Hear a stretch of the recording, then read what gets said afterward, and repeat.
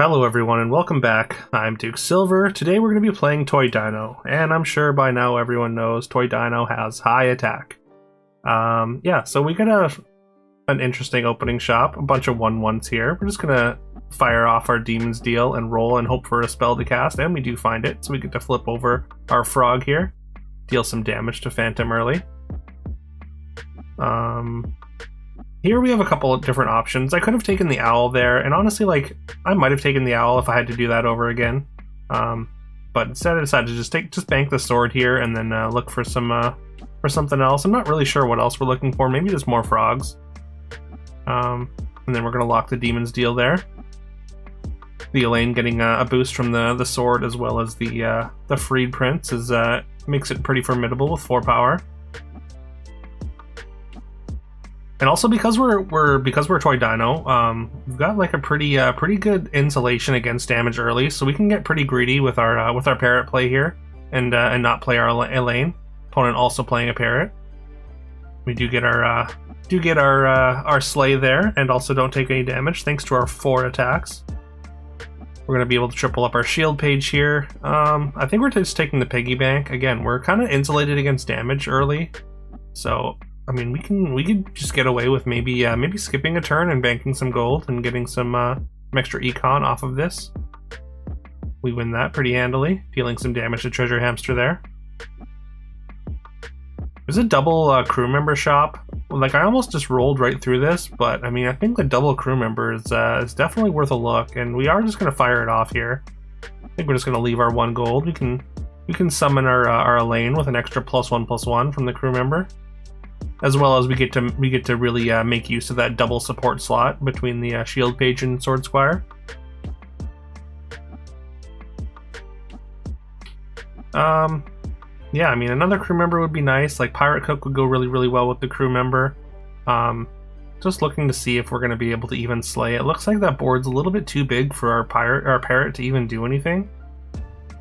I kind of want to just bank some gold because these shops have been pretty bad, and rather than spend my gold on rolls, we're just gonna sell the parrot since, again, I don't think we're gonna get the sleigh. We might have on that board, but yeah, we're gonna go into 4 with some extra gold there. Anyways, we do take some damage down to 23. Still pretty healthy though. We can take a crab here.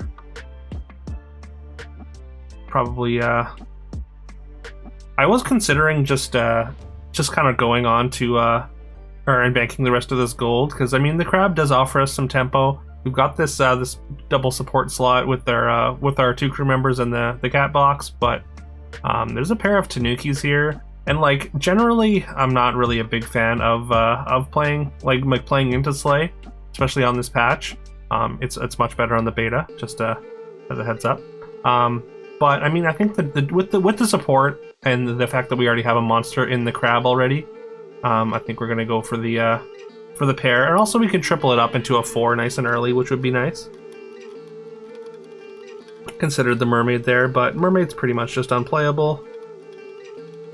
Once again, as far as the beta goes, the mermaid has gotten a slight buff. Sleigh is a little bit better, and also mermaid is now a monster, so you can scale the mermaid with your tanukis, which is kind of nice. We're just going to take this husky, just try and get some stats on our board. Once again, insulate ourselves from damage. We're going to sell up to 6 gold, so we can get some interest from our piggy bank. And we manage a tie there. We needed every hero attack there, but we did. Level 3 treasure. These are not particularly exciting. It's a little bit late for Storybook, but I think that's probably the pick here. Just to add some extra stats to whatever we buy. You definitely want to get that as early as possible. A little bit awkward that we're playing these level 2 supports still, but I mean with the Rapunzel, I mean the double support is so many stats for a pretty big unyielding character. Now that we're on 5, we do find a haymaker, which is fantastic, and we're going to take this milkwoman. It's going to get stats, and of course the double support slot. We're going to summon in with crew member, and we've got the Rapunzel summoning in there, being double supported. Nice that we're able to upgrade to a much better support here. And there's that Tanuki triple, so we can get a level 4 treasure. And a pretty easy pirate map, I would say. As well as a narc in the shop, so we're very happy to snap that up. And we will, of course, grab any other 5 pair that we see. Well, I guess the only other 5 pair we have is Haymaker, and we would want that anyways, so I suppose that goes without saying. But we did end up finding the Narc triple, so we are gonna happily lock that and snap it off here for a level 7 treasure. And yeah, some interesting choices. I mean, it's pretty early, so I feel like we can definitely go Spell Reflector from here. We can definitely get as many stats as the Duckling is going to give us, given the amount of time that we have. Golden Mimic doesn't really do anything now. It's really good for later. If I felt like a little bit stronger, maybe the Golden Mimic and to some extra gold from our piggy bank would be nice. But I really like Spell Reflector, especially with a food, like the beginnings of a food setup. I mean, any food spell we get is just gonna go. It's gonna get like I normally always cast my food spells on the Milkwomen anyways. So the fact that we can get them on multiple farmers at once, or multiple units with the global Haymaker Preserve is very good. Treasure Hamster there, and there's an Ascendance. I have considered just firing that off and getting the Golden Haymaker and 2 Milkwomen, which, like, I think that's not a bad play, but I decided to roll instead, and we found a good boy, so we're pretty happy to pick that up. There is a Merlin, which we are going to happily pick up. We've spent most of our gold for the turn, though, so we're not going to be able to cast too many spells, but we are set up pretty well. The Merlin, of course, being very good with the Haymakers, at least for now. I think this will probably be the last video I upload on this patch, and we'll probably I'm not sure when we're going to like the beta stuff is going to live, but yeah, I can start uploading some beta gameplay after this,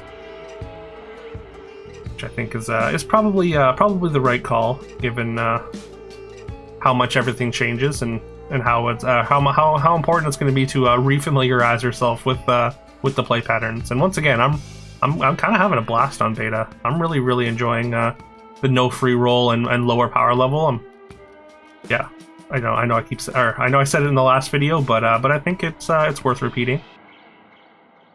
Consider taking the Angel there, but I mean, we've got this Arthur and this Good Boy. I don't think we want to just keep taking just level 6 sort of speculative units. There's a Phoenix there, but I think we're just going to keep rolling because I really do want to cast more spells here. I mean, we have some extra gold to work with the fishing rod we took last turn, which we got a bunch of stuff from, and unfortunately we get destroyed by a fire mage here. I don't think I scouted that out, and I guess even if I did, I didn't have a chair anyways or anything to do about it. So, but yeah, we do get crushed with the 3-for-1 there. I guess I'm considering taking this monkey. I'm not really sure why. I mean, like, it's not getting a ton of stats at the beginning of combat. It's getting just the Haymaker stats, which is really just not that much. I did end up locking that spell book, and we got another huge mage board from an opponent here. And their combat spells destroy our Merlin, and we lose a huge one. We're down to 3. So even with the Spell Reflector and this pretty good setup to begin with here, we're kind of in rough shape, and we're one bad combat away from dying.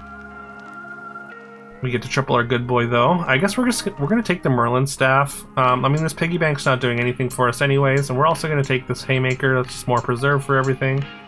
But yeah, we're scaling this golden Good Boy with this spell book is gonna be very good. We're definitely gonna sell down for this rod. Again, hopefully we'll be able to get a bunch of extra units in our shop to be able to sell for more rolls for spells next turn. I should have kept the Arthur over the monkey there, I think. I'm not entirely sure why I kept the monkey. It might have been just like for potential doppelganger diamond stuff to maybe counteract a fire mage, but definitely left us weaker on board in that turn. Unfortunately, we can't wolf our board. I mean, we could have, but it would make our board a lot worse. As much as I love wolfing the board. There's a fisherman, but we're not getting enough food stats to really be able to take the fisherman. I think we just really need to cast spells now. Also, this Crystal Sage we picked up a lot earlier has been doing pretty well. I mean, it's made this Mad Oblivion and our Merlin get pretty large. Speaking of Merlins, we're going to take a second one, and we get to roll a shop full of spells. We are, of course, going to jam both food spells. Those are our top priority, is food spells here, of course. I believe I did, yeah, we did also take the boots there. This is a really, really large triple golden good boy shield board. But fortunately, our good boy is big enough to and we have enough range and unyielding to get the tie there. Although that board is going to be extremely scary in the coming turns as they add more stats to it, to their board. You get to roll another shop full of spells, and there's another food spell, at least one. We don't have any cost reduction because we can't really play this this Crystal Sage, unfortunately. I mean, actually, to be honest, I should maybe just be playing the Crystal Sage anyways. Over the Haymaker, the +5/+3 stats from the Haymaker just really aren't doing enough. And like, we're getting food stats on our Milkwomen anyways from spells, so. But yeah, we get to triple the Haymaker, and we get exactly the treasure we need here. Divine Messenger, by far the best hit for us. I mean, it's just going to turn all our Milkwomen food stats are going to be able to affect the entire front row, making both our good boys very, very large. Also, we have a second book, scaling our second good boy now, so we are getting a ton of stats every spell cast, so we just really need to prioritize our spell casts here. Without spell cost reduction, we are kind of limited. I mean, we only have 4 mana anyways, so we're kind of limited in that aspect anyways. So I guess it's probably fine that we don't have cost reduction. But yeah, again, we're just going to fire off every food spell we see. And I think we're just going to fire off this Ascendance as well. I think it's a really good spot to do to hit it. And just make both our Merlins and our Milkwomen golden here, since we're not finding the triples. And we have to spend all our gold casting spells and rolling for spells, pretty much. So honestly, Ascendance there is absolutely fantastic, and yeah, we make really short work of a pretty strong mage board there. Now we're down to top 2 with the other food board that we saw. Looks like they doppelgangered their Haymaker last turn just to try and get more food stats on their board during a ghost fight. But they're gonna have three good boys next turn, at least 3 good boys next turn. There's a Dying Breath rune there, but unfortunately, I just couldn't afford to lock for it. Like, we still had a mana left. I needed to roll for a spell, and I ended up taking a what do you call it? A hero change spell instead of rolling again, trying to hit a targeted spell. And we're gonna switch into Amateur here, and we're gonna get out of Merlin's Staff. It's just not really adding enough as far as spells go. It's giving us 1 extra spell cast. But yeah, I think the Talisman is going to be much better. Just in case we get a bad combat or opponents like slightly bigger than us, then that could potentially save us from dying that turn. We did get a tie naturally there though,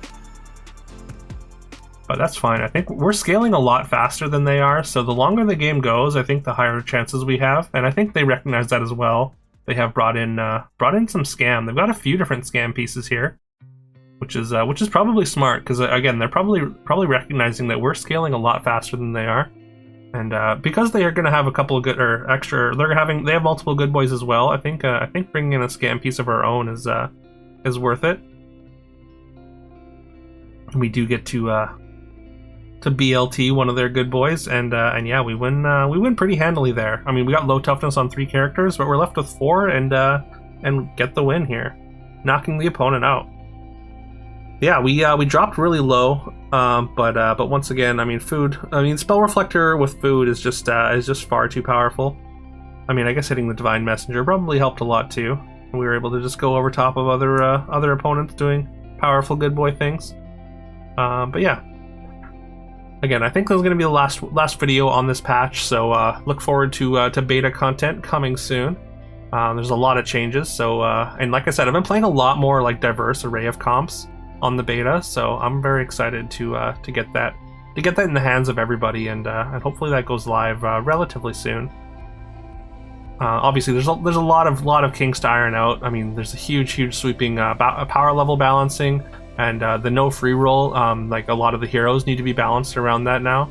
So, but I do think like I said, I'm very excited about the changes. I'm hoping that they stick around and people warm up to them more, because I'm just enjoying the game a lot more with weaker boards and having to actually like navigate through the shops that are offered to you rather than just kind of donkey rolling every turn for just whatever the best thing is and just forcing whatever comp you get.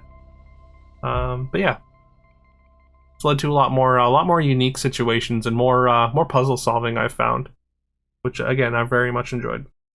Anyways, please leave a like, comment, subscribe, do all that fun stuff that I'm supposed to tell you to do. I would very, very much appreciate it. I hope you all have a fantastic rest of your day, and I will see you next time.